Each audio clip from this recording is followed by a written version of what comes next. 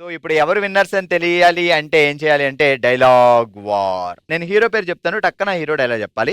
ఎక్కడ ఆగిపోతే వాళ్ళు ఓడిపోయినట్టు. ఓకే, చిరంజీవి. మొక్కే కదా అని పీకేస్తే పీక కోస్తా. ఓకే, చిరంజీవి. భాషలో నాకు నచ్చిన ఒకే ఒక పదం క్షమించడం. Super. Balayya Babu. దబిడ దిబిడ దబడని దబడ దబడ దబడా. దబిడ దిబిడ దబిడ దబిడ దిబిడే. Super. Next Balayya Babu. ఒకరికి నేను ఎదురొచ్చినా నాకు ఒకరు ఎదురొచ్చినా వాళ్ళకే రిస్క్. ఎన్టీఆర్. చిన్న NTR. NTR young tiger. Current తీగ సన్నం ఉంటది కానీ దాన్ని ముట్టుకుంటే చాకు కొడుతుంది. సూపర్.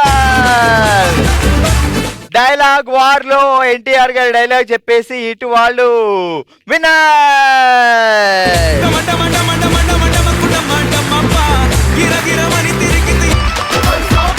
ఇక మొదలు పెట్టేద్దాం మనసులో మాట. తన జీవితంలో జరిగిన కొన్ని సంఘటనల్ని మనతో షేర్ చేసుకోవడానికి ఇప్పుడు మన ముందుకు వస్తున్నారు పద్మ గారు. పద్మ గారు రండి మా. పద్మ గారు ఎలా ఉన్నారు మా? ఇప్పుడు బాగున్నానండి. ఇప్పుడు బాగున్నాను అంటే ఏదో ఒక సంఘటన జరిగింది, అవును. హ్యాపీగా కాని విషయం. సో అది మాతో షేర్ చేసుకుందాం అనుకుంటున్నారు మన ఫ్యామిలీతో. సో ఏం జరిగింది? ఒక 1 year బ్యాక్ అండి, నాకు షాప్ ఉంది, క్లాత్ సెంటర్. ఇంటికి వెళ్దామని రోడ్డు మీదకి వెళ్ళాను ఆటో కోసం. ఆటో ఎక్కుతుంటే వెనక నుండి 2-wheeler వచ్చి నన్ను గుద్దిందన్నమాట. అప్పుడు రోడ్డు మీద వెళ్ళే వాళ్ళందరూ చూస్తున్నారు కానీ ఎవరు వచ్చి కూడా హెల్ప్ చేయలేదు. నేను పడిపోయాను, స్పృహ కోల్పోయాను కూడా. నాకు కూడా ఏం తెలియదు. అప్పుడు ఒక అబ్బాయి తీసుకొని మా ఫ్రెండ్స్ దగ్గరికి తీసుకెళ్ళి ఆటోలో అక్కడ దించేసి వెళ్ళిపోయాడు. మీకు స్పృహ లేదు కానీ ఆ అబ్బాయికి మీ ఫ్రెండ్స్ తెలుసు? తెలుసండి, ఆ అబ్బాయికి మా ఫ్రెండ్స్ తెలుసు. అదే స్ట్రీట్ లో ఉంటాడు ఆ అబ్బాయి. మా ఫ్రెండ్స్ మా ఇంట్లో వాళ్ళకు మా వారికి చేద్దామండి, ఆయన కూడా బెడ్ సిక్ అయి ఉన్నారు. ఆయనకి చెప్తే కంగారు పడతాడని ఎవరికి చెప్పకుండా మా ఫ్యామిలీ మెంబర్స్ దూరంగా ఉంటారు. వచ్చేసరికి 4-5 hours పడుతుంది అనమాట. అప్పటి వరకు నన్ను ఆటోలో తీసుకొని హాస్పిటల్లో జాయిన్ చేసి వాళ్ళే నన్ను పట్టుకొని స్కానింగ్ కాడికి ఎక్స్రేలు అవన్నీ తీయించారనమాట. అప్పుడు నేను స్పృహ లేను. వాళ్ళు పలకరిస్తున్నారు, పద్దు ఎలా ఉన్నావు అంటే నేనేం మాట్లాడట్లేదంట. స్పృహ కోల్పోయి బ్లడ్ మొత్తం వచ్చేసి కింద పడి ఉన్నానన్నమాట. అన్ని వాళ్ళే చూసుకున్నారు. నాకు 5 ఫ్రెండ్స్ అండి. నిజంగా స్నేహానికి ఉన్న విలువ వాళ్ళే చెప్పారు నాకు. అలాంటి స్నేహం దొరకడు కూడా నా అదృష్టమే. అప్పుడు హాస్పిటల్లో జాయిన్ చేసి అన్ని ట్రీట్మెంట్ అంతా ఇప్పించారు.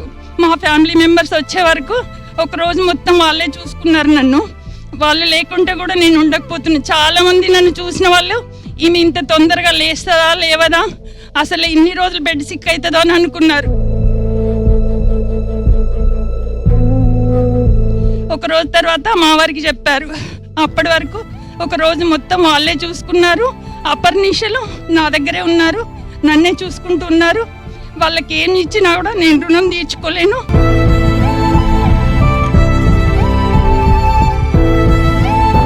ఆన్ దిస్ నోట్ ఒక్క మాట చెప్పాలి ఏంటి అంటే, సో రిలేటివ్స్, చుట్టాలు, అన్నదమ్ములు, అక్క చెల్లెళ్ళు చెయ్యని పని కూడా ఫ్రెండ్సే చేస్తారు. ఎక్కడే కాదు, ఏ సిచ్యువేషన్ లో ఉన్నా. అండ్ మనం కూడా మెయిన్ థింగ్ మనసులో ఉన్న మాటని అక్క, తమ్ముడు, అమ్మ, నాన్నల కంటే ముందు ఒక ఫ్రెండ్, ఒక బెస్ట్ ఫ్రెండ్ కి చెప్పుకోగలుగుతాం. సో అక్కడి నుంచి డెఫినెట్ గా రియాక్షన్ వస్తుంది మనకి, ఏం జరిగినా, మంచి జరిగినా, చెడు జరిగినా.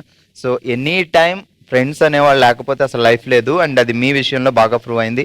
మనము వెళ్తూ ఉంటామండి, ఎవరికి ఏం ఆపద వచ్చినా, యాక్సిడెంట్ అయినా కొంచెంసేపు నిలబడి వాళ్ళది ఏదో చూసేసుకొని వాళ్ళని మంచి చేసి హాస్పిటల్లో ఎక్కడన్నా జాయిన్ చేసి మన ధర్మం మనం కాపాడుకోవాలి. ఇది నేను ఇచ్చే సందేశం. మీరు అందరు గుర్తించాలని నా ఉద్దేశం. చాలా మంది దేనికి భయపడతారు అంటే, చాలా మంది సో ఎక్కడైనా యాక్సిడెంట్ జరిగితే ఆ పర్సన్ తీస్తే మళ్ళీ కేసు, పోలీసులు పిలిచి ఇలా భయపడతారు. బట్ అలా ఆలోచించడం వల్ల ఒక లైఫ్ పోతుంది. సో ఏం జరిగినా వీడియోలు, ఫోటోలు తీయకుండా ముందు ఆ పర్సన్ ని హాస్పిటల్కి రీచ్ అయ్యేలా మనం ప్లాన్ చేసుకోవాలి. అండ్ మీ ఫ్రెండ్స్ ఇక్కడే ఉన్నారు అన్నారు కదా, మీ బెస్ట్ ఫ్రెండ్స్ ఒకసారి పిలవండి.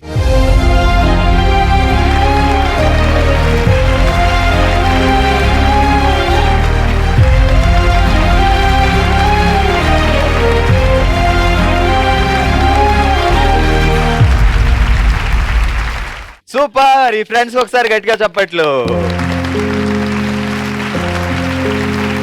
మీ ఇద్దరు కలిసి మీ ఫ్రెండ్ పద్దు గారికి ఈ గిఫ్ట్ ఇవ్వండి.